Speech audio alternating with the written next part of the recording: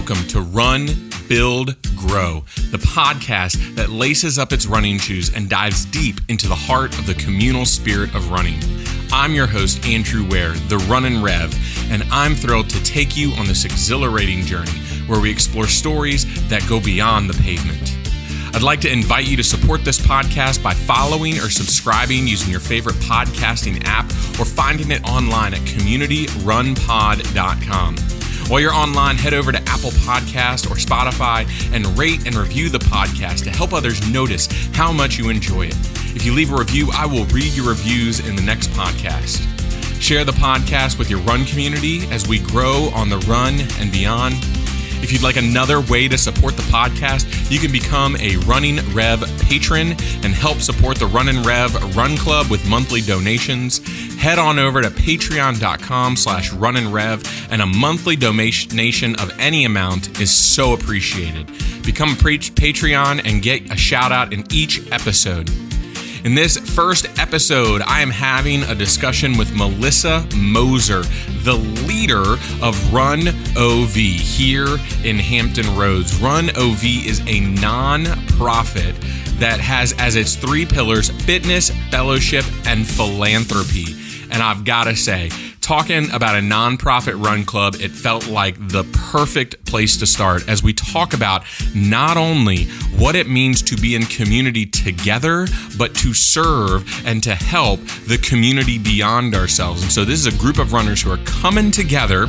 They're running together, they're training together, they're having fun and fellowship together. And then they are also serving their community, helping others, doing all sorts of amazing things. And so without any further ado, I'll let Melissa get into a lot more detail about what this club does, what this group does, what they do together, her role in it, and even how she founded this group and founded this love for running and philanthropy. So without further ado, let's hop into this episode.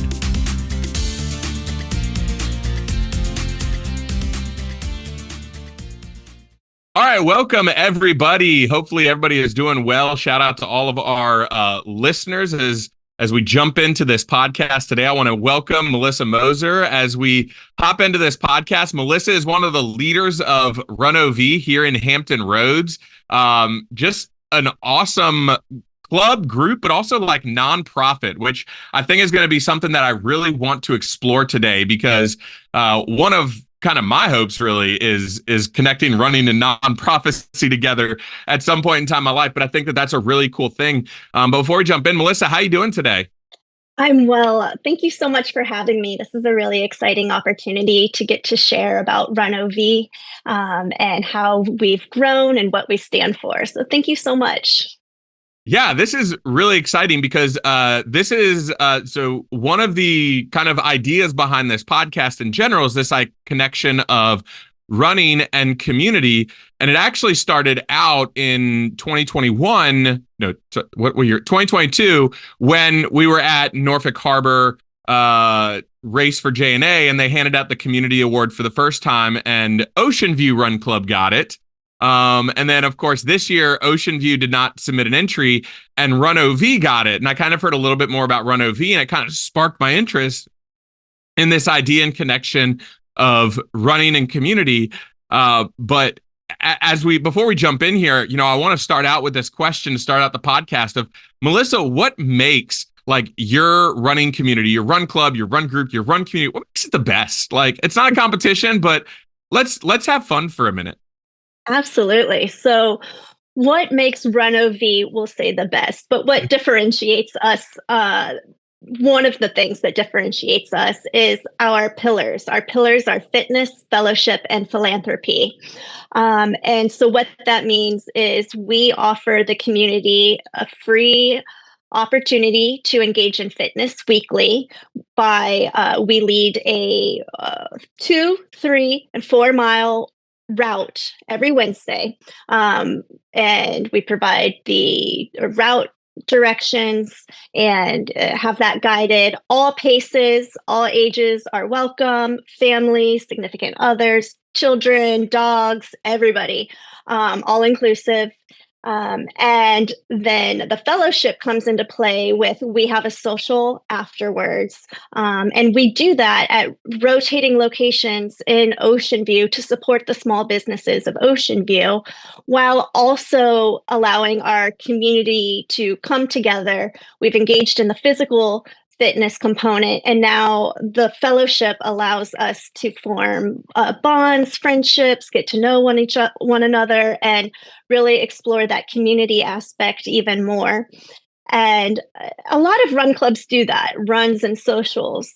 But our third pillar, philanthropy, is one of the things that really differentiates us, in that we select a different charity or philanthropic endeavor to participate in every month. And that really, I think, distinguishes us from a lot of the other organizations out there by not just doing the running or walking, the physical component, not just the physical and the social, but adding in a consistent philanthropic purpose every single month, and a variety, not just, all right, we're supporting this one cause. Our members vote on what we do, so there's no one dictating or saying we're doing this. And which really allows our members to have exposure to a variety of different ways to help our community. So you're one of the founders of Run OV, correct? That is correct, yes. Okay. And so when you're conceptualizing this run club, right? You know, you're a runner, you want to form something, you love running, you love gathering together. Why did it become so important to add this philanthropic, pillar to it? I mean, when I started, and I asked that question because when I started Run Samo, well, I didn't start Run Samo. When I started Driver, and then we formed with Run Samo, our idea had always been, we want to run, we love to get together. And it's not that we didn't think of community service or outreach or philanthropy as sort of a pillar of anything. It almost kind of became a byproduct of us gathering together. We kind of got together and then we would see a need in the community and then we'd hope to meet that need. But you, right from the get-go, have said, no, we're going to start and we're going to say one of the pillars of this run club is not only are we running, not only are we gathering, but we're going to also give back to the community. And so why was it so important to you from the start to establish that as a pillar of Run OV? Mm-hmm. Giving back has been something that has been important to me, instilled in me, my personal, morals and belief systems, from the beginning.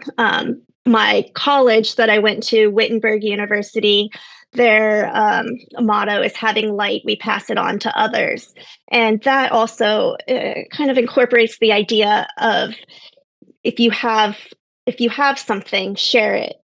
Share it with someone else. And I think about also God giving talents to different people to I don't know, bring people awareness of of God, for example. And maybe some people sing in choirs. Maybe some people are missionaries. And I'm like, what talents has God given me, and how am I going to help bring light into this world? And I'm like, well, I don't know if I'm a talented runner. Like, I'm not winning races, but I've been running since I was 12 years old. Like, I did cross country and track from middle school through college. And then I did my first marathon at age 25. And then I did a bunch of ultras and endurance events and relays and things like that. It's like I have experience running. And then I also have experience leading,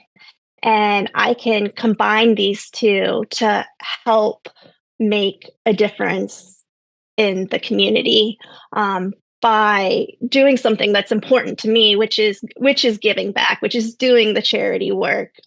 Before Run OV even started, my friends would be inspired by the things that I was already doing, whether it was volunteering at the SPCA or doing beach cleanups, just leaving my house and just picking up trash on the beach. And my friends would want to come along and do that. And I was like, oh, Mhm. we can let's combine all this. So mhm. And so you talk about this transition from, sort of this moral understanding that you have, especially as a youth and a young adult, and then coming in and then combining that with your running experience. And so what does your running journey look like? I mean, you talk about running as a youth and then doing your first marathon. So especially like, what was your introduction into the Hampton Roads, into this area's running community?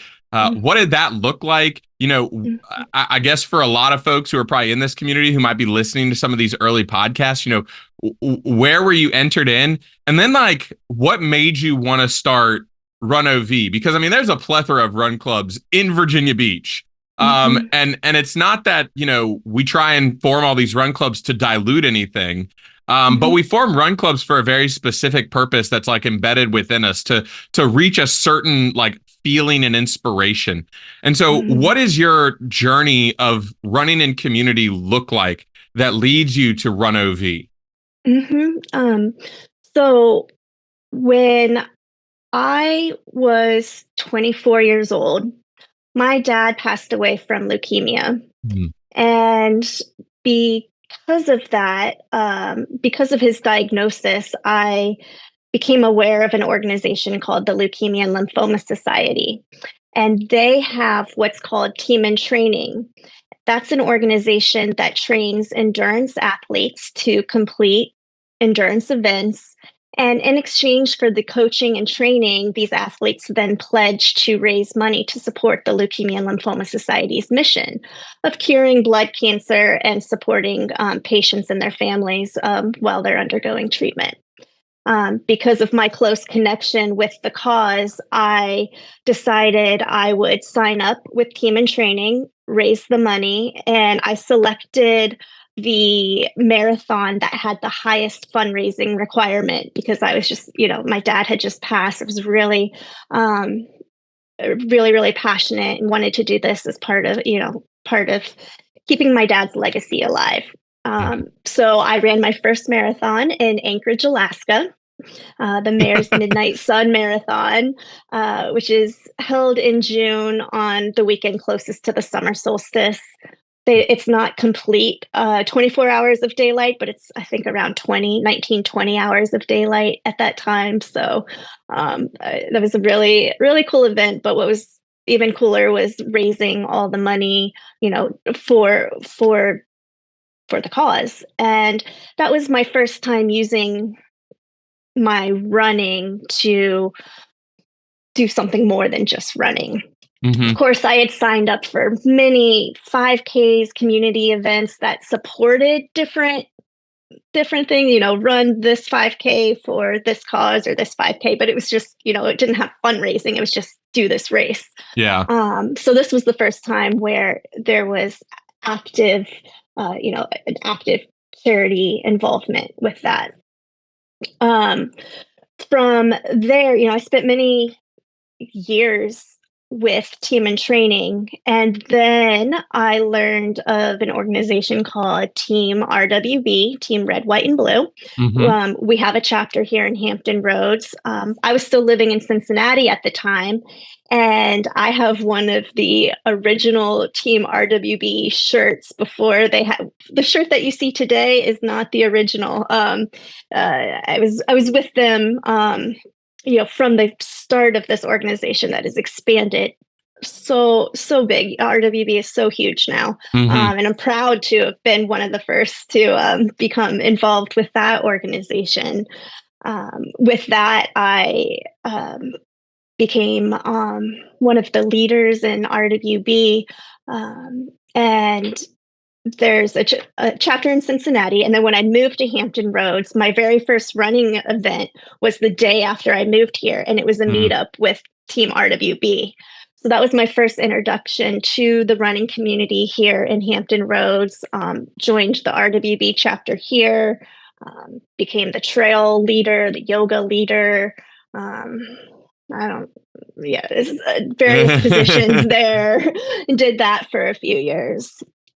Um, and then one of the other organizations that I was involved with was a nonprofit whose purpose and mission was to put on events and raise money for charities here in Hampton Roads, which I loved. That was great. The drawback of that was that there's just one or two people in the organization that actually selected what charities were going to be supported. I actually was one of the run leaders who helped start or generate the Ocean View Run Club. But the reason why I decided to found Run OV was because of wanting to make sure that the members all had a voice in determining what we're doing, what we're supporting, that there's not one person you know in charge, but that it's kind of, for the people, by the people, and that everyone has a voice and a say. So starting the nonprofit, we have a board of directors, we have members, and between the directors and the members, everyone, we're voting on what happens, and it really puts, I think, gives people more ownership in the organization, knowing that they have a voice and they are, I think, more committed to doing these various charitable things because it's something that they suggested or something that they voted for, that they want to do. And so as y'all gather together, you're not only creating community, but you're also building community and growing community beyond yourselves.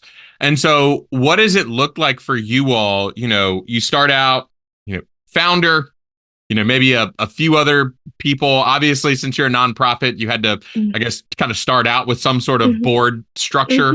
But so you start out and it's very small, or it's very fledgling, I guess I like to say sometimes. How did you build out that community? How did that community, starting with just you and just a group of people, how did that community begin to build? We've operated with two directors of the board and a handful, literally like a handful, maybe five or so members who are coming out each week to do the running events. And we have grown to where we have around 20 people now coming out each week. And it's not always the same people. We have new people coming all the time, but we've grown from 5 people in attendance to maybe 20 people in attendance. And now we have 7 people on the board of directors plus an additional volunteer. So it's been so wonderful to grow from 2 people making this happen to now we have 8 people helping. It really is allowing us to do even more. And like I said, we have official members because we are 501c3 nonprofit, but our Facebook, we have a public page and a group page, and then we have an Instagram account, and we have hundreds and hundreds of followers on each of those. Yeah. So so our reach just continues to expand, which is really, really exciting. And so let's look onto the running for a second, because I think that that's one of the areas where, for me, what I've noticed is that to build community around running, like I said before, my kind of conceptualization of it is that we've kind of built community around running. Then the byproduct has almost been like building and growing community outside of our running community through the extensions out. And so what has running meant for this nonprofit? Like, obviously the people on the board, I'm guessing they're sold into the concept. And so I'm guessing they're runners. And then all of your members are runners. And so what does the running aspect look like for you all? I mean, y'all are going on group runs together. Y'all are having fun together. Y'all are doing races together. Y'all are hooting and hollering at Harbor, getting people across that finish line with us together. Mm-hmm. So what does that run aspect look like? Mm-hmm. Um, Running brought us all together, like you said. That is the common denominator. Um, but I think looking further or beyond the running, I did my college senior thesis on the ethos and solidarity of cross country runners. I think Mm-hmm. it can expand to all runners, but it really looking at how runners have commonality of traits and belief systems. And so when we bring runners together, um, even though we have people of different, we have different religions, different political beliefs, different backgrounds, all across the spectrum, the one thing that brings us together is the running and the camaraderie and the support, to where I have seen friendships grow and blossom from this. So, like, it comes back to community. Yes, it's the running. We run and we get to explore different areas of our specific community, and we do some field trips to go to different areas in the broader Hampton Roads area. Some people walk, some people run, some people run walk. You know, that's what the running looks like. We have fast, we have slow. None, Mm-hmm. whatever, but the running brings us together. But it's the community, the friendship that really is the exciting aspect of what develops from the running. And so we talk about this connection, continuing to connect all of these pieces together, and like I'd say, building and growing these community aspects. And so you're not only living and existing in this community and helping people reach their running goals, but you're also living and existing in a community and showing them also what it means to help others as well. And so as y'all have gone around to a lot of these races within Hampton Roads, I see you guys out at all the JNA races, Mm-hmm. and a lot of the other races around. What does it mean for you all to be that example? I mean, you guys are the community award winners for 2023 for JNA, and a lot of the run club leaders are now. I mean, I just say this just because we've done it. Is a lot of the run club leaders are now going around. They're saying like, "Hey, look at this club. Look at what they're doing. Look at not just what they're doing, but even how they're doing it." What does it mean for you, even to extend to that to the members of your nonprofit, for you all to be that example in the community of not just a cohesive group that's helping each other grow as runners and as human beings, but to help the community be a better place as well?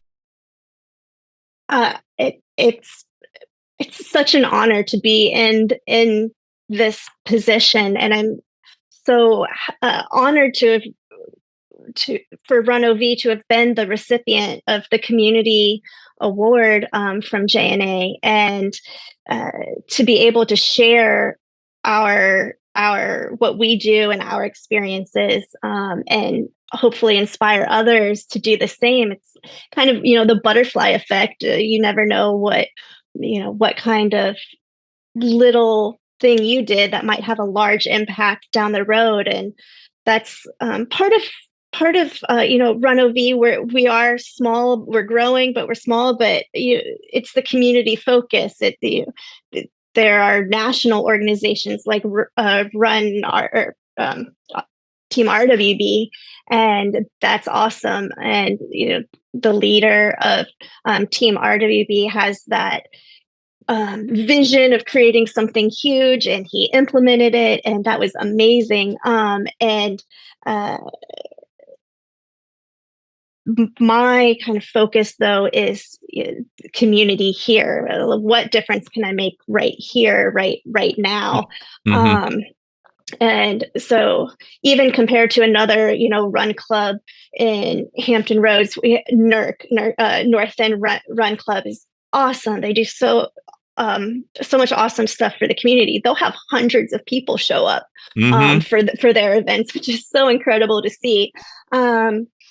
And one of the differences, though, with us is that the members get to all know each other. The participants all get to know each other and really form relationships more quickly because there's fewer.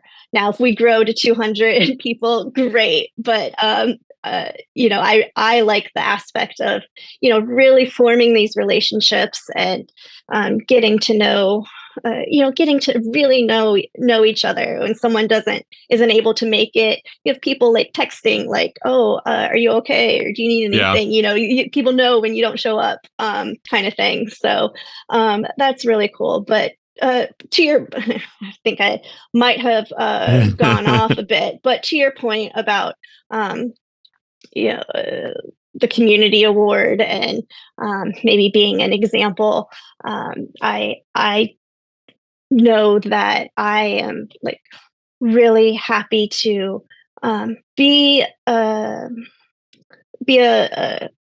set an example for my run club itself. When I'm cheering everyone in, we don't leave until the last of our Mm-hmm. participants or even the last of everyone has come in across the finish line.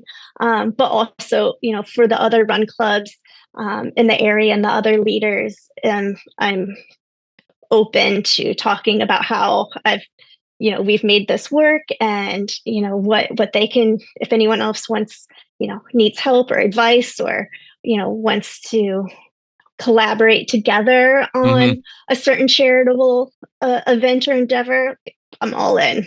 I'm Mm. open to helping. So, And so let's jump to Melissa the runner for a little bit, because I think one of the things that can get lost in leading a run club is maybe not necessarily the running success of its leader, but even just the running journey of its leader. Because I think, one of the things you get so caught up in, especially your club community, which is very much more, organized uh by law than right. probably some of us who just have, groups that are meeting together. Mhm. But I can see a way, being a run club leader myself, of, your own run journey might get lost in trying to support others, which is not necessarily a bad thing, right? It's not. But I think it's important not to ignore the fact that, yeah, I'm a runner too. I have goals that I'd love to achieve. I have things that I'd love to do on the run. So how are you, there managing this support of other people while also having your own goals that you want to meet? Mhm. Yeah. What I have tended to do is that when there is an event, race, distance that I want to do, our run club, we meet every Wednesday, and that's the Mm-hmm. schedule. That's what we're doing. But when there's an extra thing that I want to train for, if I'm going to train for it anyway, I'll say, "Hey, does anyone want to do this?" If there's other Run OV members, whether we make it an official Run OV thing or just I'm putting it out there on the group page. Hey, I'm going to be training for this, so every Saturday or every Sunday, I'm going to be here doing this.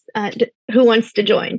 Mm-hmm. And so it brings others along on doing things that they might not otherwise do, but it also helps me be accountable for my training and my goals by having others sign up for events and train with me. So that's one of the things I think that I might not be doing training runs per se on my Wednesday meetups, but I may be. We rotate who leads, so Mm-hmm. um, yeah. Mhm. And so, where is your running journey right now? What does it look like for you as you're setting expectations, as you're setting goals, as you're looking for races, what are you looking towards? What are you training towards? Good question. Yeah, in I want to say 2017, it was probably the fastest I had been in my adult running existence. Yeah, we Um, gotta delineate the adult versus the youth. Those it's hard to keep right. up with those Yeah. times. Yes. I'm not. Yes. Really. um, and I was spending a lot of time running, which I loved doing. I had a very consistent training schedule. I had um, quick people I was running with. And after that, I had a lot of, a lot of life changes to include I started my own law practice and started this nonprofit and got involved with some other organizations. And all of that to say is that my time availability has really shifted. I don't I'm not as fast as I was in 2017 because I'm not running as much as I Hmm. was in 2017. It would it would be cool to I haven't really I know with like goal setting, you should make it obtainable and like certain, like not just I want to be faster, but like, my time should, I want to do this. So, I haven't really nailed down. I've got a few weeks yet before New Year's resolutions go into effect, right? But I haven't really nailed down what that would look like for me. But I do want to get back into um, more routine, more to get of running and which sounds kind of funny because I'm running, a run club once a week, but um, there are weeks where run club is the only day of the week that I'm running. So prioritizing my time to do more consistent training and try and get some of that speed back. I just enjoy it. It's fun to run fast. Hmm. It's also fun to run slow, but it would, yeah, but that would be cool. As far as training for events or what events are on the horizon, I don't have a 2024 challenge picked out yet. I did just do Ragnar Trail, Florida, Ooh, which was really, really fun. It was also really, really hot and humid. yeah.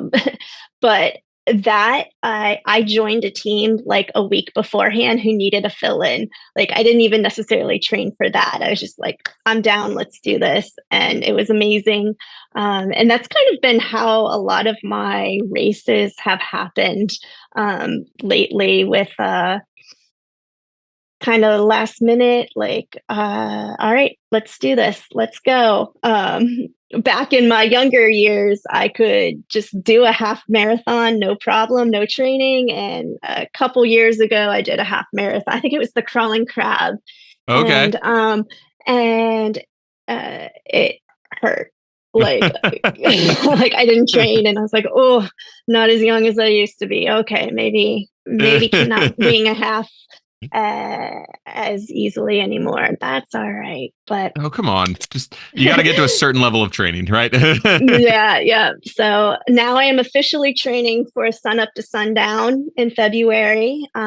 A 5K every hour for 10 hours, but I'm on a team, so I'm only doing half of that. So it'll be about the equivalent of a half marathon, but in Yeah, I saw 5K segments. yeah, I saw JNA put that out again and I was like, politely decline that one. Thank you. Yeah, yeah. The weather's so unpredictable, but Yeah. I don't yeah. know. We'll see. That's such a weird one. 'Cause I'm like, I don't know if I Hmm. want to do something like that. Um, Hmm. but yeah, and so I one of the things that it's always fun to hear is, the way this whole journey is circular in a way, right? Because the running has led to forming community, has led to building community, has led to growing community, has led to more running. And that's kind of what I desired behind this podcast was exploring the way that those circles connect, whether it is in, being a part of community that's reaching out and supporting community, or how community is built within running as well, because we realize both of these things happening within our own little spaces and within our own little places.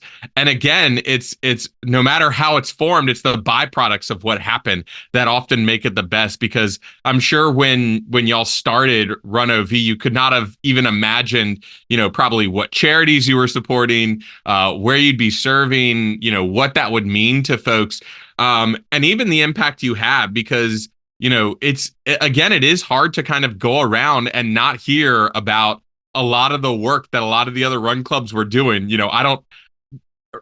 We had heard the name Run OV, before we got to the community award, and I'm not gonna lie, Run Sumo, we were already trembling in our boots. We already kind of, we had kind of, we played the game a little bit, and we were just like, hey, here's all the stuff that we did. Like, Jerry, Amy, here's all the stuff we did. Not holding anything back. Have it. It's been a rough year for Mike and I. But we had still done a lot. Like, I mean, if you break it down, we're one of those run clubs too that kind of, we've started picking one activity a month. Like, let's just do something for the community. It doesn't have to be for the running community, but maybe something for Hampton Roads. We found ourselves volunteering at a lot of races this year and helping out to make sure that some of the races could go on. We found ourselves just cleaning up around our local community because, we had a lot of trash on our running trail. We wanted the running trail to look nice. We found ourselves doing like school drive, all of these different things. And it's really interesting to see how those little things come out. And it's not even like then you just kind of hear, oh, look, you're doing that. Well, listen to what this other club is doing. But it's like, man, like, look at all this stuff you're doing. And then look at all this stuff that's going on over here at Run OV, and look at all this stuff that's going on with like Black Men Run and, Norfolk Run Club and Ocean View. And you just kind of hear all of these different stories. And I have to think at this point in time, we have to have like 95% of the Hampton Roads area covered. Like, there's got to only be 5% of it left. It's somewhere. We don't know where it is, but we will cover that area. I think that, I think Hampton Roads has, just even on the lower peninsula, 21, 25 different run clubs. And I've seen, like you said, more and more run clubs doing this charitable work as part of their organization, as part of their meetups. And to think about how huge of an impact running is having on Hampton Roads is amazing. I think it needs to be on the news. Like, it needs to be like, oh my gosh, look at there should be a podcast about that. Yes. Oh my gosh. Yes.